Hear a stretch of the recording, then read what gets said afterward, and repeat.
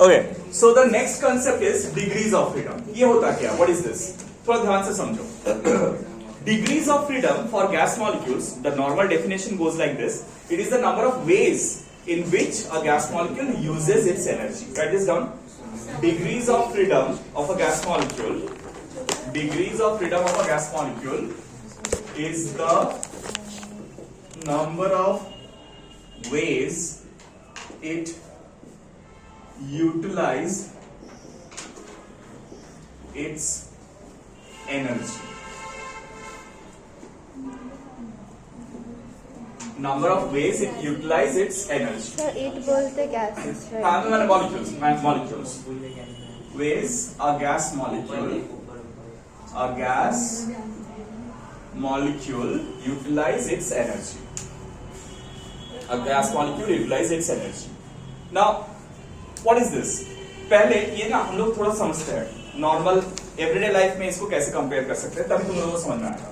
मान लो तुम एक गैस मॉलिक्यूल हो, ठीक है, और तुमको हर एक महीना पॉकेट मनी मिलता है। क्या मिलता है? पॉकेट मनी मिलता है। पॉकेट मनी किस लिए मिलता है? मान लो तुम पहले क्लास 8 में हो, ठीक है, हम क्लास 5 से जाते थे, हम क्लास 5 से अकेले जाते थे स्कूल।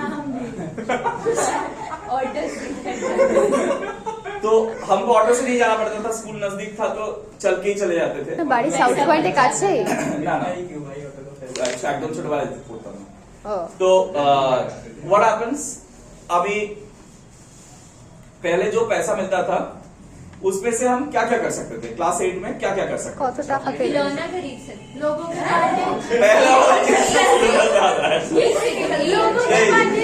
या तो नहीं एकदम नहीं, क्लास 8 में तो वो अलाउड था ही नहीं।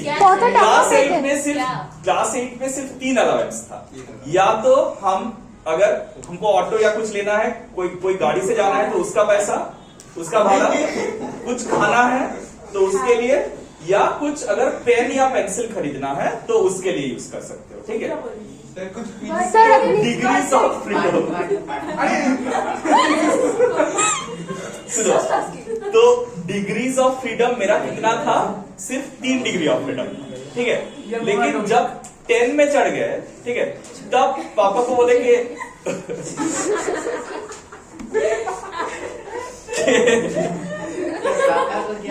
कि अगर कोई बुक या कॉपी लेना हो तब हाँ, तब बुक कॉपी भी खुद खरीद सकते हैं, क्योंकि कब क्या जरूरत पड़ जाता है वो ऑलवेज पापा नहीं रहते हैं बोलने के लिए। तो तब थोड़ा ज्यादा पैसा मिल गया, क्योंकि क्यों मिला? क्योंकि डिग्री ऑफ फ्रीडम बढ़ गया। डिग्री ऑफ फ्रीडम बढ़ा इसलिए मुझे ज्यादा पैसा मिला, ठीक है। सो पहले जो यूज कर रहे थे वो तो यूज करते ही है, लेकिन 1 डिग्री ऑफ फ्रीडम बढ़े, ठीक है। फिर जब कॉलेज में गए तब वापस आने का कोई फिक्स टाइम नहीं रहा, तो खाने के लिए थोड़ा ज्यादा पैसा चाहिए होगा, ये सिर्फ हाँ घूमने के लिए भी चाहिए होगा, ठीक है। और अब फ्रेंडशिप्स के लिए, कुछ पार्टी वगैरह के लिए भी पैसा चाहिए।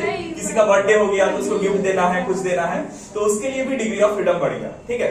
अब ऑब्वियसली ये तो विजिबल है, कुछ इनविजिबल डिग्री ऑफ फ्रीडम भी बढ़ जाते हैं, तो वो बनते ही बताए। तो वो छोड़ दो, इनविजिबल डिग्रीज ऑफ फ्रीडम कुछ बढ़ जाता है। सो तब खर्चा क्या क्लास 8 के जैसा ही रहता है? मतलब खर्चा भी बढ़ जाता है। तो सेम वे जो हीट एनर्जी एक मॉलिक्यूल को, गैस मॉलिक्यूल को मिलता है, वो हीट एनर्जी है पैसा, ठीक है।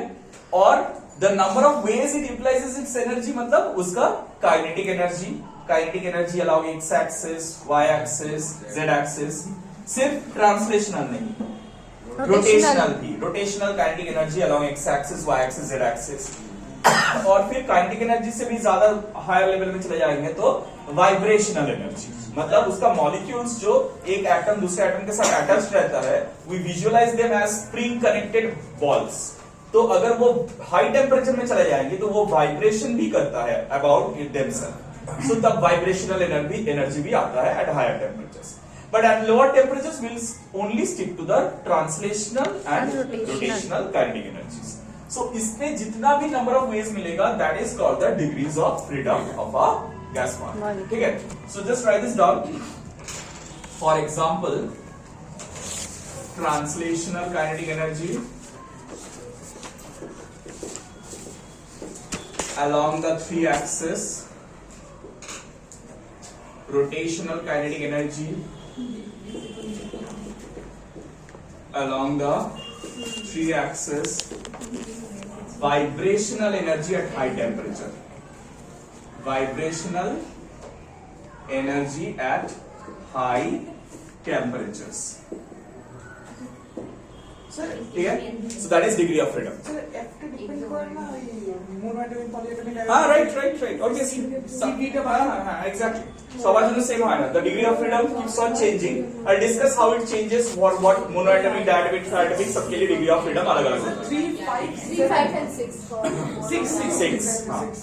अच्छा. Now before we discuss about those things, एक बहुत important concept, law of equipartition of energy. ये क्या होता है? Now this law says that कोई भी गैस मॉलिक्यूल का जितना डिग्री ऑफ फ्रीडम रहेगा, जितना नंबर ऑफ वेज रहेगा एनर्जी यूज करने का, सारा वे को सेम एनर्जी मिलेगा.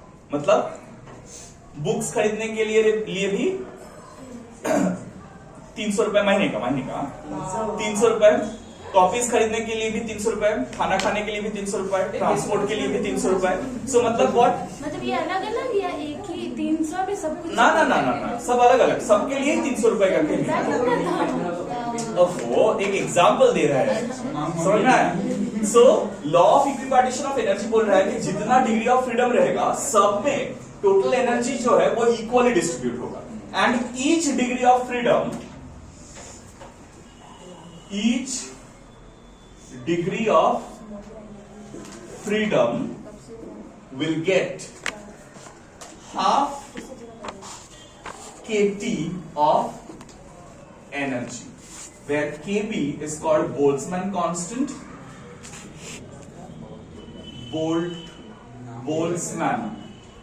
Boltzmann constant, and T is the absolute temperature.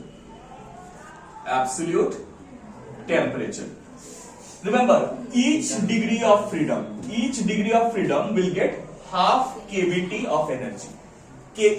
শুধু kT লেখে, অনেক বইতে শুধু kT লেখা থাকে, but this k is called Boltzmann constant. इसे Boltzmann constant बोला जाता है, ठीक है? And the value of Boltzmann constant is R by Na. Law of equipartition of energy.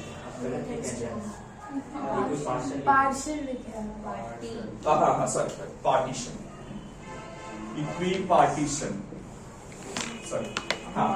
Law of equipartition of energy. ठीक है? और ये बोल्ट्जमैन कांस्टेंट क्या है? क्या बोला मैंने? Boltzmann constant is R by Na. Now what is R?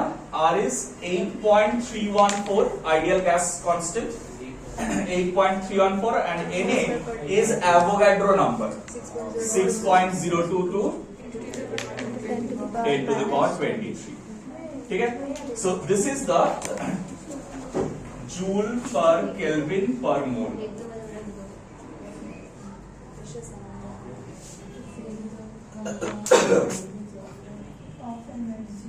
Joule per kelvin होगा, मोल नहीं होगा. हाँ sorry, joule per kelvin. So R में joule per kelvin per mole होता है. Is that clear? So Boltzmann constant का value ये है, it says each degree of freedom will have this much amount of energy. So you want to calculate the total energy for one molecule, it will be F multiplied by this. उसका degree of freedom F जो होगा, मतलब वो 2, 3, 4, 5 कुछ भी हो सकता है, that multiplied by half KVT. That is the energy of one molecule. एक मॉलिक्यूल का एक पर्टिकुलर टेम्परेचर में कितना एनर्जी है. Is that clear? Clear to all of you? अब देखो, इसके हिसाब से law of equipartition of energy के हिसाब से अगर हम लोग translational kinetic energy of gas molecules निकालेंगे, therefore translational kinetic energy of gas molecules is equal to gas molecule of one gas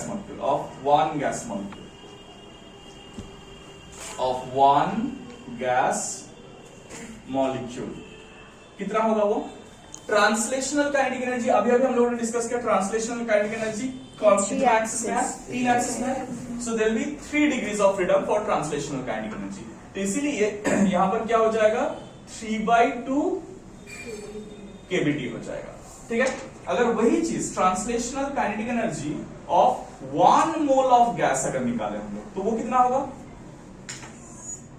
mole of gas, एक मॉलिक्यूल का इतना है, तो इसके साथ हम लोग एवोगाड्रो नंबर मल्टीप्लाई करेंगे तो 1 मोल का कितना होगा वो मिल जाएगा। So that is 3/2 kBT into Na. Now you know kb into Na is what? R. So this will be 3/2 RT. समझ में आया? So 3/2 RT is the average translational kinetic energy. अच्छा, एक इंपॉर्टेंट चीज एवरेज, यहां पर ना एक एवरेज मेंशन करना जरूरी है।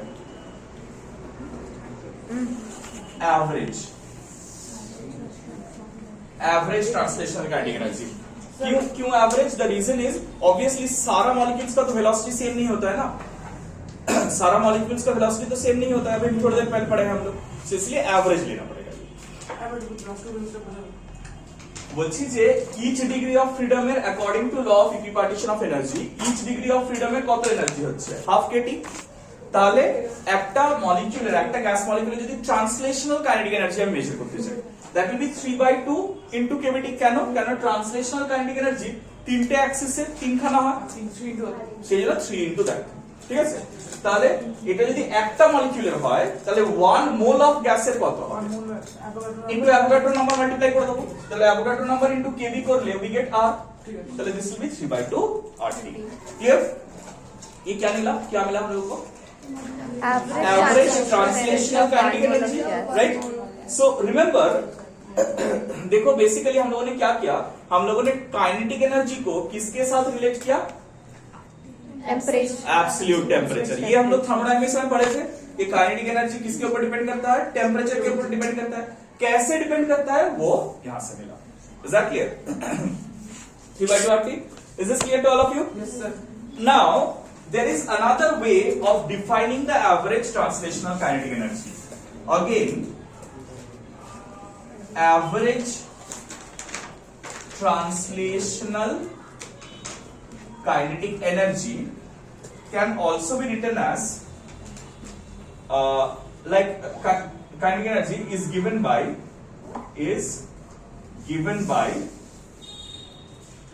half kinetic energy, average translational kinetic energy per mole of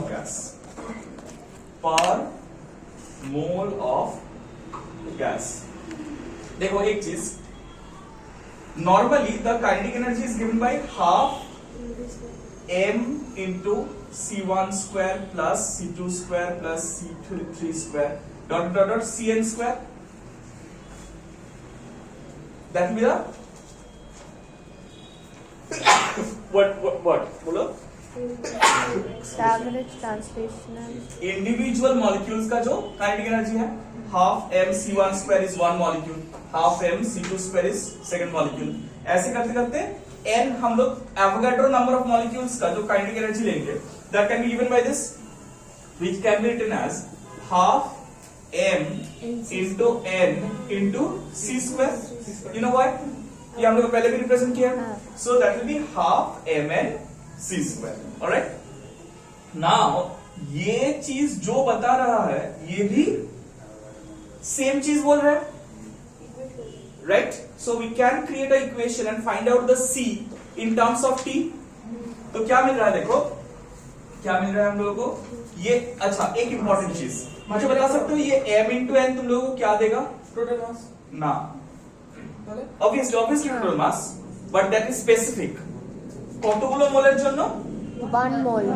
सो पर मोल का जो मास होता है उसका एक स्पेसिफिक नेम है, क्या है? Molar mass, right? So m into n will give you the molar mass। so that will be half capital M into c square, where since m into na, this is basically na, এটা কিন্তু na হবে, m into na equal to capital M, which is molar mass. Molar mass. Molar mass, alright. इसके बाद हम लोग यहां से लिख रहे हैं,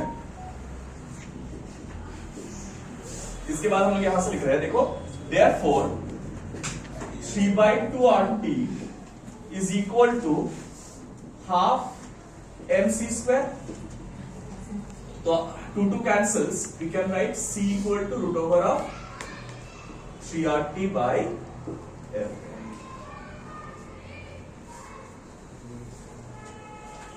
RT by m, c equal to 3RT by m, ठीक है। सो दो चीज हम लोगों को मिला, क्या मिला, एक क्या मिला बोलो, एक मिला from the definition of, from the assumptions of kinetic theory,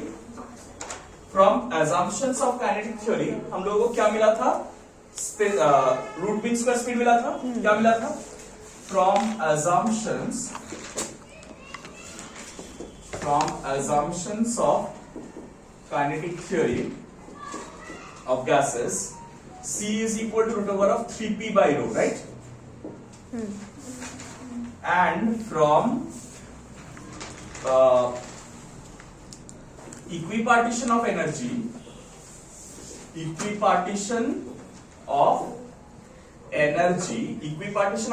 থেকে আমরা কি পাচ্ছি, c is equal to root over of 3RT by M. right.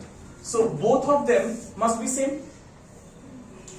Therefore we can write 3p by rho is equal to 3RT by m.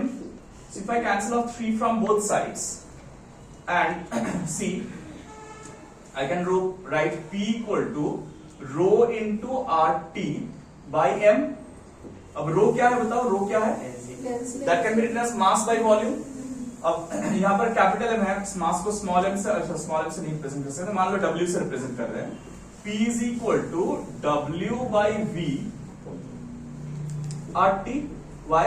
Since density equal to mass by volume, W is mass and V is volume. ताहले if I write V on the left hand side, then W by MRT. Can you tell me W by M क्या होता है? Mass by molar mass, number of moles. So it gives you PV is equal to MRT. That is the ideal gas law. So this is ideal gas law from kinetic theory. Ideal gas law from kinetic theory of gases. मतलब kinetic theory of gases में जो मतलब assumptions हम लोगों ने लिया, उसी से ही हम लोग actually ideal gas law derive कर सकते हैं. So we can derive the ideal gas law. नहीं, if you can derive ideal gas law, तो सारा जो gas laws है वो हम लोग यहाँ से derive कर सकते हैं. टेम्परेचर को कांस्टेंट कर देंगे तो n और r कांस्टेंट है, तो pressure into volume is constant, that is Boyle's law. अगर हम लोग प्रेशर को कांस्टेंट कर देंगे तो volume is directly proportional to temperature, that is Charles law. समझ में आया ना? सो एवोगाड्रोस लॉ, ऐसे सारा लॉ हम लोग यहाँ से एक्सप्रेस कर सकते हैं. ये वाला चीज तुम लोगों को एक बार बुक में से गो थ्रू करना पड़ेगा और थोड़ा डिराइव कर लेना पड़ेगा, just in few steps. Alright, so this is the derivation of gas laws from kinetic theory. Sir,